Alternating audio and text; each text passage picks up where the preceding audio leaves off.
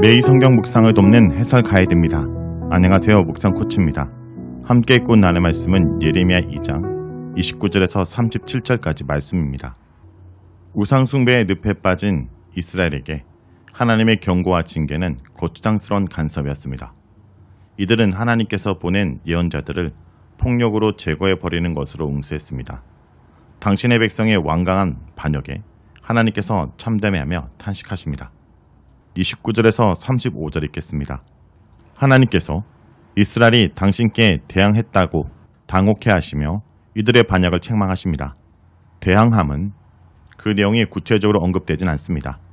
문맥에 따라 추론해보면 이스라엘은 아마도 언약에 따라 자신들을 축복해 주지 않으신다고 하나님께 따졌던 것 같습니다.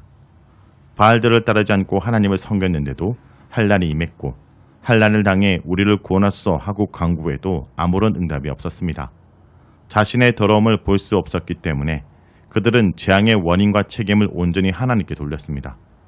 발전기에 들 암나기처럼 몸이 닳아 우상들을 찾아다니면서도 나무와 돌을 자신을 낳아준 아버지와 어머니 신들도 경배하면서도 이스라엘은 자신이 우상 숭배에 빠져 이방 포도나무로 변질되었음을 전혀 인식하지 못했습니다. 같은 동사가 사용된 구절과 함께 보면 하나님은 이스라엘이 우상에 빠져 언약을 파기했다고 고발하시고 이스라엘은 하나님께 언약을 준수하지 않으신다고 비난합니다. 우상 숭배의 늪에 빠져 영적 감수성이 완전히 마비되었기에 이스라엘은 거듭된 재앙에서 하나님의 교육적인 징계를 읽어낼 수 없었습니다. 자신의 깨끗함을 철석같이 믿는 이스라엘 입장에서 보면 재앙은 차라리 하나님의 약속 위반이었기에 하나님의 징계는 격한 반응만 불러올 뿐이었습니다. 파국으로 치닫는 대립을 해소하려고 하나님께서 예언자들을 보내셨지만 이스라엘은 이들에게 거리낌 없이 폭력을 행사했습니다.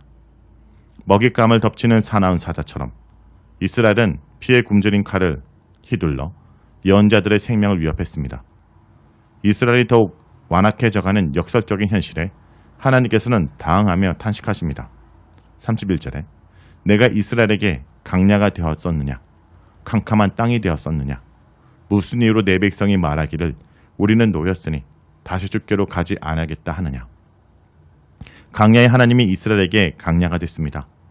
강야에서 보호해 주셨던 하나님이 생존의 적대적인 강야나 깜깜한 땅인 양 이스라엘은 등을 돌리고 떠났습니다. 가나안 정부와 눈이 맞은 이스라엘은 남편, 소유주인, 하나님께 결배를 통치하고 앞으로는 자신의 능력과 힘에 의존해 살기로 했습니다. 이스라엘은 오래전에 배반하고 떠났지만 하나님은 그런 이스라엘을 여전히 잊지 못해 비통해하십니다.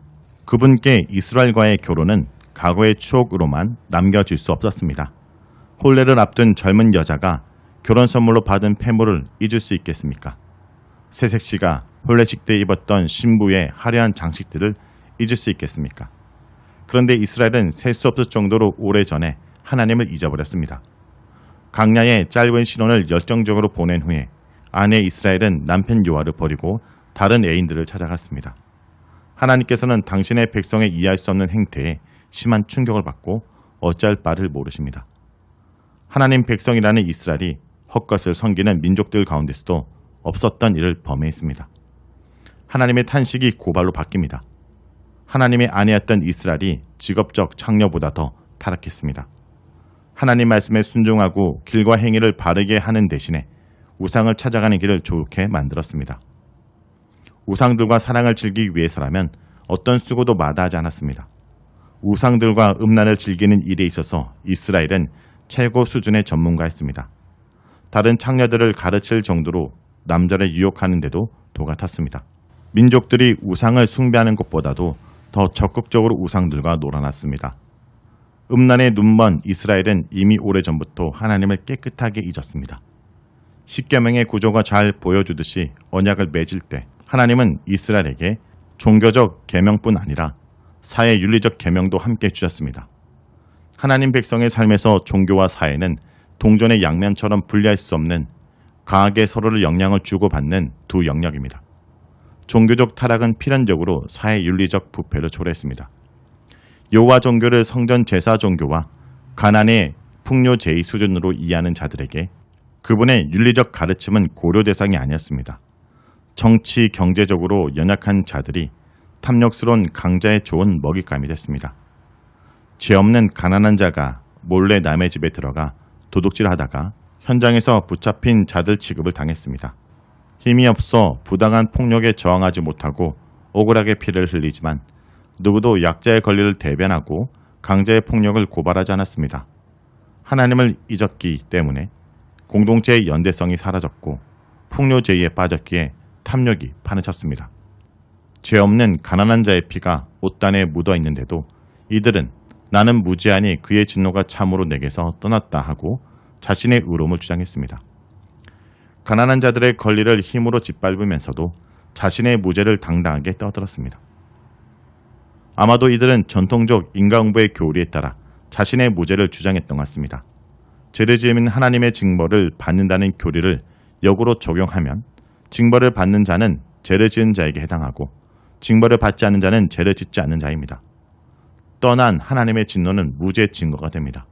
하나님의 진노를 마음대로 해석하며 무죄를 주장하는 자들에게 심판이 선언됩니다.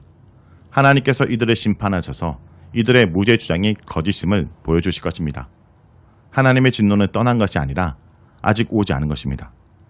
바알들의 뒤를 따르면서도 따르지 않았다고 자신의 깨끗함을 주장하기에 가난한 자를 착취하면서도 자신의 무죄를 주장하기에 하나님의 심판이 되돌릴 수 없는 운명으로 확정됩니다. 다음은 36절에서 37절 읽겠습니다. 반역에 있어 이스라엘의 정치도 다르지 않습니다. 종교와 사회가 하나님을 떠났듯이 예루살렘의 정치도 하나님을 떠났습니다. 이스라엘은 민족들의 운명과 역사를 결정하시는 하나님을 무시하고 주변의 정치, 군사적, 강대국에 의존하여 생존을 도모했습니다. 이스라엘은 출애굽의 하나님 대신 세상 권력에서 정치적 구원자를 찾았습니다. 이러한 이스라엘 행태는 종교적 우상 숭배로 첫째 계명의 위반입니다.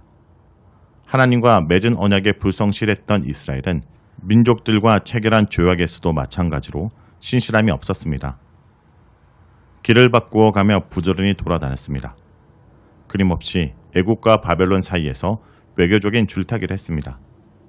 이스라엘은 정치적 계산에 따른 동맹 정책이 어떤 파국을 초래하는지 이미 경험했음에도 불구하고 옛버릇을 그대로 따랐습니다. 아수르에게 수치를 당한 것처럼 애굽에게도 수치를 당할 것입니다. 애굽에 의존한 결과가 아수르에 의존한 결과와 다르지 않을 것입니다. 애굽이 이스라엘을 지켜줄 수 있으리라는 기대는 망상에 불과합니다. 이스라엘은 애굽에서도 머리 위에 양손을 얹고 나올 것입니다. 손을 머리에 얹는 행위는 수치나 사로잡힘을 상징합니다. 전자에 따르면 이스라엘은 애굽의 원조를 약속받지 못하고 초라하게 애굽을 떠나고 후자에 따르면 도움 얻기는커녕 포로로 잡혀갑니다. 역사를 결정하시는 분께 의존하지 않고 그분 결정에 운명적으로 종속된 땅의 세력에 의지하려는 이스라엘의 어리석음이 수치를 당하게 됩니다. 여호와께서 이스라엘이 의지하는 자들을 버리셨기에 이스라엘의 시도는 실패로 끝날 수밖에 없습니다. 이스라엘은 여호와가 이방 사람들의 왕이심을 오직 그분만이 참 하나님이시요 살아계신 하나님이시요 영원한 왕이심을 잊은 대가를 혹독하게 치를 것입니다. 자, 여기까지가 예레미야 2장 29절에서 37절까지 말씀입니다. 오늘 말씀을 통해 우리는 무엇을 묵상하고 적용해야 할까요? 어떠한 보루나 요새도 하나님을 막을 수 없습니다. 유다가 의지하는 것들을 하나님께서 버리셨습니다. 하나님은 빗나간 자기 백성을 기어이 벌하실 것입니다. 그러나 많은 사람들이 하나님을 떠나고도 별일이 없을 거라고 생각합니다. 그들의 살 길은 돌이키는 것입니다. 성도 여러분, 우리가 회개하면 용서해 준다는 것을 마치 수학 공식처럼 생각하고 있지는 않습니까? 하나님은 인격체이십니다.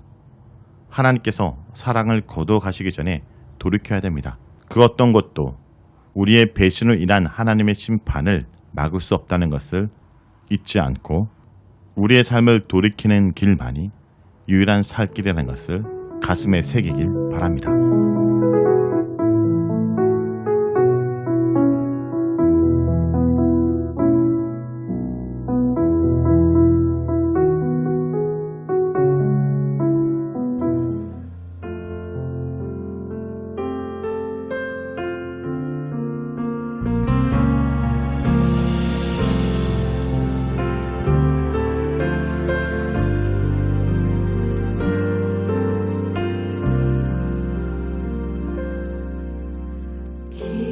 어둠 속에 영광의 빛 잃고 죄와 절망에 단식 소리만 있네. 주의 사랑은 여전히 날 기다리시며 날 부르시네. 하나님은 나의 꺼지지 않는 등불이시니. 다시 고백하겠습니다. 긴 어둠 속에 긴 어둠 속에 영광의 빛 잃고 죄와 절망에 단식 소리만 있네. 주의 사랑은 여전히 날 기다리시며 날 부르시네. 하나님은 나의 꺼지지 않는 등불이시니. 주는 나의 빛 구원이시니. 내가 누구를 두려워하리. 주가 찾으시는 종이 되어 나는 주만 섬기리. 주는 나의 소망 되시니. 작은 자의 어두운 밝히시니. 소망 잃어버린 이 땅 위에 주의 영광 비추리. 주와 함께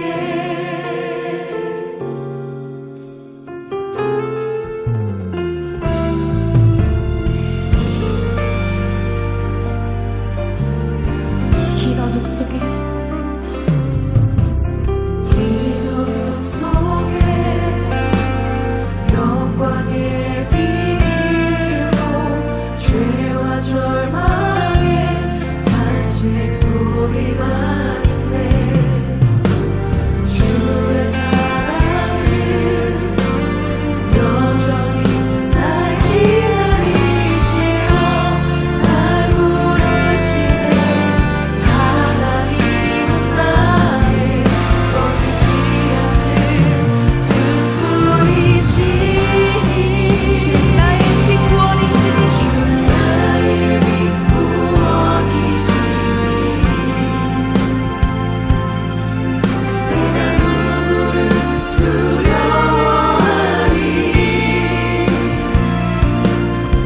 주가 찾으시는 종이 되어 나는 주만 섬기리. 주는 나의 힘 소망 되시니. 주는 나의 힘 소망 되시니. 작은 자의 어둠 밝히시니. 소망 잃어버린 이 땅 위에 주의 영광 주는 나의 빛 구원이시니. 주는 나의 빛 구원이시니. 내가 누구를 두려워하리. 내가 누구를 두려워하리. 주가 찾으시는 종이 되어 나는 주만 섬기리. 힘 소망 되시니. 주는 나의 힘 소망 되시니. 작은 자의 어둠 밝히시니. 작은 자의 어둠 밝히시니. 소망 잃어버린 이 땅 위에 소망